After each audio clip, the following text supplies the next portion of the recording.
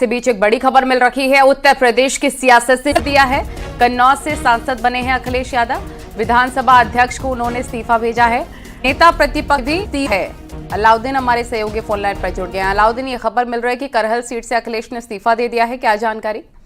जी हाँ, बिल्कुल उन्होंने इस्तीफा दे दिया है। और जैसा कि न्यूज 18 लगातार खबर पर कल से बना था, जब करहल की जनता से उन्होंने कल सफाई में मुलाकात की थी तो उस दौरान ही उनसे बातचीत के दौरान इस बात को कंफर्म किया था कि वो करहल की सीट छोड़ रहे हैं और नेता अपोजिशन का पद भी छोड़ेंगे और दिल्ली की राजनीति करेंगे। हालांकि ऑफिशियली कल अखिलेश यादव वहां से 1 बजे निकले थे इस्तीफा देने के मकसद से, लेकिन विधानसभा अध्यक्ष क्योंकि मौजूद नहीं थे कल, तो ऐसे में उनका इस्तीफा कल हो नहीं पाया था। आज सुबह से ही वो विधानसभा अध्यक्ष का इंतजार कर रहे थे, लेकिन वो अभी तक आए नहीं। वो शायद दिल्ली प्रवास पर हैं। तो ऐसे में सपा अध्यक्ष अखिलेश यादव ने अपना इस्तीफा जो है उनके कार्यालय को रिसीव करा दिया है।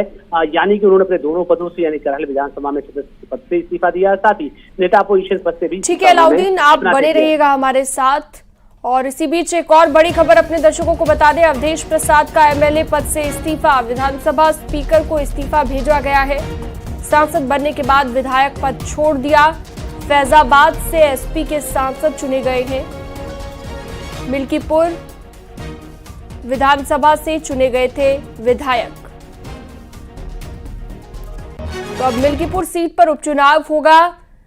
अलाउद्दीन हमारे साथ जुड़े हुए हैं लगातार। अलाउद्दीन, अवधेश प्रसाद ने भी एमएलए पद से इस्तीफा दे दिया है। मिल्कीपुर में यानी कि फिर से चुनाव होगा, उपचुनाव होगा। जी हाँ, बिल्कुल। अवधेश प्रसाद जो इलेक्शन अभी जीते थे फैजाबाद लोकसभा क्षेत्र से, उन्होंने भी अपना इस्तीफा अखिलेश यादव जी के साथ ही वहां रिसीव कराया है।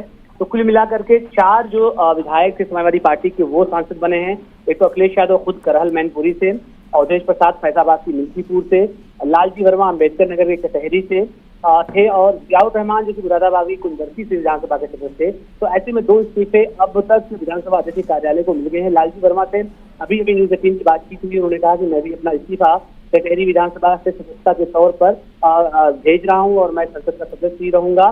तो एक इस्तीफा बचता है सपा का जियाउर रहमान अबर का, माना जा रहा है वो भी कल तक कुंदरसी विधानसभा से अपना इस्तीफा विधानसभा कार्यालय को भिजवा देंगे। बिल्कुल अलाउद्दीन, और हमने देखा है कि कैसे उत्तर प्रदेश में समाजवादी पार्टी मजबूत हुई है। ऐसे में एक्टिव मोड में समाजवादी पार्टी भी नजर आ रही है। आने वाले लिहाज से भी अब उपचुनाव भी होने हैं और आने वाले विधानसभा चुनावों के लिहाज से भी गूढ़ा गणित बिठाने की कोशिश अखिलेश यादव कर रखे हैं।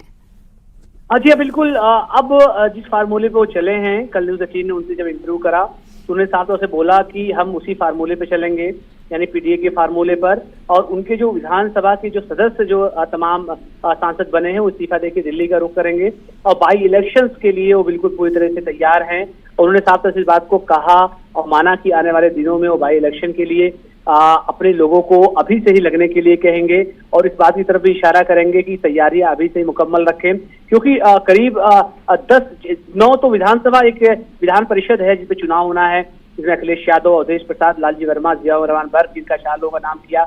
इसके बाद बीजेपी के अनूप वाल्मीकि हैं, अतुल गर्ग जो गाजियाबाद से हैं, फूलपुर से परवीन पटेल हैं, मीरापुर से रालोद की चंदन पटेल हैं, जो चंदन चौहान है। ठीक है अलाउद्दीन, आप बने रहिएगा हमारे साथ। फखरुल हसन जी भी हमारे साथ जुड़ गए हैं, समाजवादी पार्टी के प्रवक्ता। फखरुल जी, स्वागत है न्यूज 18 पर आपका। उत्तर प्रदेश में अब समाजवादी पार्टी की स्थिति पहले से बेहतर हो गई है। ऐसे में अब 2 और सीटें हो गई है जहां पर उपचुनाव होगा। करहल में भी दोबारा से चुनाव होगा, मिल्कीपुर सीट भी खाली हो गई है। देखिए, आदरणीय अखिलेश यादव जी वो आज विधानसभा की अपनी सदस्यता से इस्तीफा दे के वो संसद में बनेंगे, जहां पे वो गरीब किसान मजदूर की अपनी पीडीए की जो आवाज है उसको बुलंद करने का काम करेंगे, उनके हक के लिए लड़ने का काम करेंगे। तो जहां तक बाई इलेक्शन की बात है कि उत्तर प्रदेश की बहुत सी सीटों पे बाई इलेक्शन होने हैं और उन पे जब चुनाव की घोषणा होगी तो समाजवादी पार्टी अपने पीडीए नारे पे, जिस नारे पे घोसी का विधानसभा उपचुनाव जीता था, लोकसभा का चुनाव जीता है, उसी नारे पे, उसी योजना से हम आगे बढ़ेंगे और अपने पीडीए को मजबूत करते हुए ये बाई इलेक्शन भी जीतेंगे। आदरणीय अखिलेश यादव जी ने इस्तीफा दिया है। आदरणीय अखिलेश यादव जी देश की संसद में जो उत्तर प्रदेश का प्रतिनिधित्व करेंगे, देश के उन गरीब किसान मजदूर की बात करेंगे जिनकी हक की आवाज पिछले काफी समय से दबाई जा रही। भारतीय जनता पार्टी के शासन में किसानों के खिलाफ काले कानून लेके आए जा रहे हैं, नौजवानों को रोजगार नहीं मिल रहा है, बहुत से ऐसे मुद्दे हैं जिन पे चर्चा नहीं हो पाई संसद में। अब संसद में विपक्ष मजबूत है, आदरणीय अखिलेश यादव जी की आवाज संसद में गूंजेगी। देश के किसान और मजदूर की आवाज वो संसद में बुलंद होगी, उनके हक के लिए लड़ने की आवाज वो संसद में मजबूत होगी। यानी कि फकरुल जी, जब समाजवादी पार्टी चुनाव लड़ रही थी, जब अखिलेश यादव अवधेश जी के लिए प्रचार प्रसार करने के लिए गए थे, तभी उन्होंने ये भविष्यवाणी कर दी थी कि अब आप विधायक नहीं, हालांकि वो चौक भी गए थे, उन्होंने कहा अब आप विधायक नहीं सांसद बनने वाले हैं, यानी कि भविष्यवाणी सच हुई।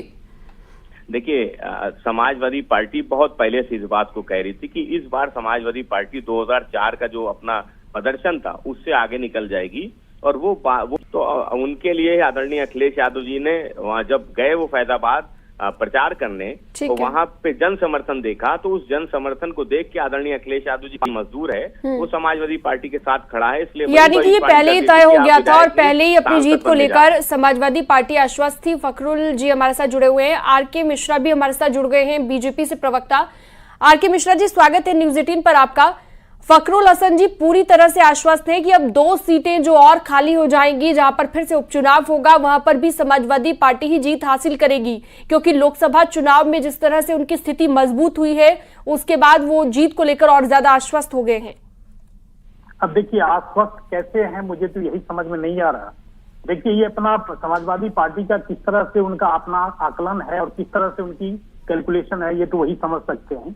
लेकिन मुझे लगता है कि फैजाबाद की जनता, जहां से अवधेश प्रसाद जी ने इस्तीफा दिया है, वो सीट जैसे उपचुनाव के लिए खाली है। मुझे लगता है फैजाबाद की जनता इस बार जो चुनाव हुआ है लोकसभा का, उसमें भी कहीं ना कहीं अफसोस जाहिर कर रही है। और ये मैं देख रहा हूं, जो चाहे सोशल मीडिया के माध्यम से हो, चाहे ऐसे मीडिया के माध्यम से भी ऐसे रिएक्शन आ रहे हैं। तो निश्चित तौर पर मुझे लग रहा है जो उपचुनाव में जहां तक ये आश्वस्त है, इस आश्वस्त जो वो किस आधार पर कह रहे हैं मुझे नहीं समझ में, लेकिन मुझे लगता है चाहे वो फकरुल जी से जवाब ले लेते हैं। फकरुल जी, क्या फैजाबाद की जनता इस वक्त निराश है जो नतीजे आए हैं उससे? देखिए, सवाल ये है कि वो दोनों ही सीटें समाजवादी पार्टी के पास पहले भी थी विधानसभा, और हम लोकसभा भी जीत गए। तो भारतीय जनता पार्टी के मित्र जिस बात को कह रहे हैं, अरे साहब, आप अयोध्या वासियों को, आपके लोग, भारतीय जनता पार्टी से जुड़े हुए लोग, उनकी भाषा क्या है सोशल मीडिया पे, वो पूरा देश देख रहा है, दुनिया देख रही है, और आपको तो सबक सिखाएगी। अब इस बार की फैजाबाद और अयोध्या की जनता, जिन शब्दों का इस्तेमाल भारतीय जनता पार्टी के कार्यकर्ताओं ने अयोध्या वासियों के लिए, फैजाबाद वासियों के लिए किया है, वो पूरी दुनिया देख रही है। इसलिए आत्मचिंतन कीजिए, हार के बाद आत्मचिंतन किया जाता है, ये भाषा इस्तेमाल नहीं की जाती। बिल्कुल, आत्मचिंतन की जरूरत हर किसी को है। आप सभी का बहुत बहुत शुक्रिया, आप सभी जुड़े वक्त देने के लिए। हमारे सहयोगी भी जुड़े थे, आपका भी बहुत बहुत शुक्रिया।